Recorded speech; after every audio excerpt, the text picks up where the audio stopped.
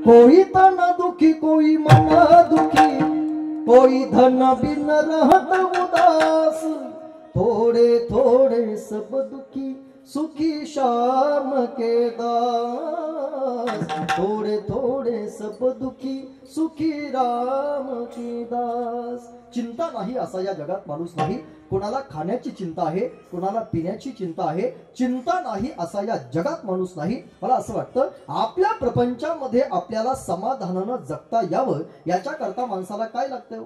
अन्न लागतं, वस्त्र लागतं आणि निवारा लागतो। आपल्या प्रपंचामध्ये आपल्याला सुखानं समाधानानं जगता यावं याच्या करता पहिली गोष्ट अन्न लागतं, दुसरी गोष्ट तुम्ही नाराज आहेत का माझ्या? पहिली गोष्ट अन्न लागतं, दुसरी गोष्ट वस्त्र लागतं, तिसरी गोष्ट निवारा लागतो, चौथी गोष्ट छोट्या पिढीचं किंवा मोठ्या पिढीचं आता चार्जर लागतं। त्याच्या पलीकडे काय लागतं? पण आपल्या प्रपंचामध्ये आपल्याला समाधानानं जगता यावं याच्या करता जर अन्न लागत असेल तर माझा तुम्हाला प्रश्न आहे, आज या जगामध्ये अन्न काय कमी आहे? आज या जगामध्ये अन्नदान देणारी माणसं काय कमी आहेत? अख्ख्या गावाच्या गावाला अन्नदान करणारी एक एक कुटुंब आपल्या या परिसरामध्ये राहतं। आज सुंदर पंगत ज्यांची झाली, किती गोड पंगत दिली आहे। अन्नदान करणारी माणसं या जगामध्ये कमी नाही। अन्न आज या जगामध्ये कमी नाही, तरी सुद्धा माणसं या जगामध्ये दुःखी आहेत। त्याचं कारण चिंता। पूर्वीच्या काळामध्ये लोकांना खायला भेटत नव्हतं म्हणून माणसं मरत होती। पूर्वीच्या काळामध्ये लोकांना खायला भेटत नव्हतं म्हणून माणसं मरत होती। आता अन्न भरपूर आहे। डॉक्टर साहेब तुमचं वय किती आता? 30 आहे। तरुण आहे। तुमच्या या परिसरातला एखादा माणूस खायला न भेटला म्हणून मरण पावला असं तुम्ही ऐकलंय कधी? खाऊन खाऊन बरेच मेले असतील परंतु खायला भेटत नाही म्हणून माणसं मरत नाहीत। त्याचं कारण आज या जगामध्ये अन्न कमी नाही, अन्न भरपूर आहे, तरी सुद्धा माणसं दुःखी आहेत। त्याचं कारण चिंता। पूर्वीच्या लोकांना घालायला वस्त्र नसायची। जुनी माणसं माझ्या कीर्तनामध्ये उपस्थित आहेत, त्यांना माहित असेल पूर्वीच्या काळामध्ये 3 भावामध्ये एखादा शर्ट असायचा। आज एका माणसाला 40 50 ड्रेस आहे, तरी सुद्धा माणसं दुःखी आहेत। त्याचं कारण फक्त चिंता। पूर्वी लोकांना राहिलं घरं नसायची। आज एखाद्याची झोपडी असेल, एखाद्याचा बंगला असेल, निवारा नाही असा या जगात माणूस नाही, तरी सुद्धा माणसं या प्रपंचामध्ये दुःखी आहेत। त्याचं कारण फक्त चिंता। मग आपल्या जीवनातली चिंता जळावी, आपल्या जीवनातली चिंता वारावी आणि आपल्या जीवनातली चिंता मरावी असं जर वाटत असेल, कधीतरी प्रपंचाचा थोडासा त्याग करा, संतांच्या सहवासामध्ये या। संतांच्या सहवासामध्ये अवघी चिंता वारते। जगद्गुरु तुकोबरा म्हणतात, जोपर्यंत मला संतांची भेट झाली नव्हती तोपर्यंत मला अनेक चिंता होत्याच ना।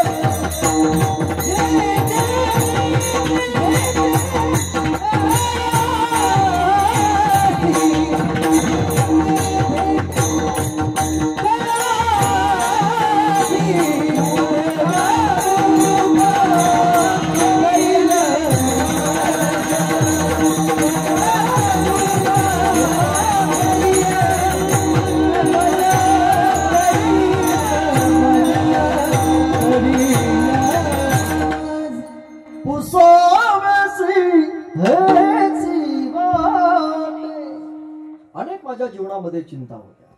काही मी उद्धार पावेना, काय कृपा करील नारायण, ऐसे तुम्ही सांगा संत जन,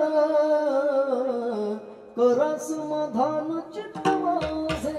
अनेक चिंता माझ्या आयुष्यामध्ये असताना संतांची भेट ज्या दिवशी घडली त्या दिवशी माझ्या जीवनातल्या चिंता सगळ्या वारल्या, अवघी चिंता वारली. मग आपल्या जीवनातली चिंता मरावी, जळावी, वारावी असं वाटत असेल तर संत भेट प्रत्येकाच्या जीवनामध्ये महत्वाची आहे. जगद्गुरु तुकोबराय म्हणतात, ज्या दिवशी मला माझ्या जीवनामध्ये संतांची भेट झाली त्या दिवशी माझ्या जीवनातल्या चिंता वारल्या.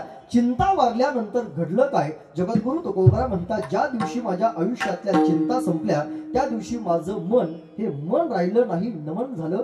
ज्या दिवशी माझं मन नमन झालं त्या दिवशी मला अद्वैत अवस्था मिळाली. ज्या दिवशी मला अद्वैत अवस्था मिळाली त्या दिवशी माझ्या अंतःकरणातला मी आणि माझेपणा कायमचा निघून गेला. आणि मला नेहमी असं वाटतं, जोपर्यंत मी आणि माझेपणा जाणार नाही तोपर्यंत परमार्थ कितीही वर्ष करा, परमार्थ कधी देवाला आवडणारच नाही. परमार्थामध्ये मी आणि माझेपणा जावाच लागेल किंवा तो गेला पाहिजे. जोपर्यंत मी आणि माझेपणा तुमच्या माझ्या अंतःकरणामध्ये आहे तोपर्यंत परमार्थ कधीही सफल होऊ शकणार नाही. मला तर नेहमी असं वाटतं, मी असं वाक्य बोलेल, कीर्तन ऐकून ऐकून लोकांचा मी आणि माझेपणा गेला की नाही मला माहित नाही. कीर्तन ऐकून ऐकून तुमचा मी आणि माझेपणा गेला की नाही मला माहित नाही, परंतु आम्हा महाराष्ट्रातल्या 80% कीर्तनकारांचाच अजूनपर्यंत मी आणि माझेपणा गेलेला नाही. ज्या ज्या वेळेला कीर्तनकार स्टेजवर येतो त्यावेळेला तो मी आणि माझेपणा घेऊन येतो आणि स्टेजवर आल्या आल्या कीर्तनकार माईक सिस्टीम वाल्याला म्हणत असतो, माझ्या माईकचा आवाज वाढव. कोणाच्या? माझ्या. ते माईक सिस्टीम वाले म्हणत असतात, माईक माझा आहे, 10-5 हजार रुपये मी त्याला खर्च केले, 2 तासासाठी या कीर्तनकार येतो, माझ्या माईकचा आवाज वाढव, माझ्या माईकचा आवाज वाढव असं म्हटल्यानंतर कीर्तनकारांना, गायकांना बरं वाटतं, परंतु त्यांना त्याचं दुःख होतं. वस्तू म्हणून जर आपण स्वीकारली, वस्तूचं सुखदुःख नाही, वस्तू माझी म्हणून जर आपण स्वीकारली तर माणसाच्या जीवनामध्ये दुःख भोगावं लागतं. महाभारतातलं एक सूत्र आहे. महाभारतातलं सूत्र आपल्याला असं शिकवतं, मम म्हटलं की माणसाच्या जीवनामध्ये मृत्यू येतो आणि न मम म्हटलं की माणसाचं जीवन शाश्वत होतं.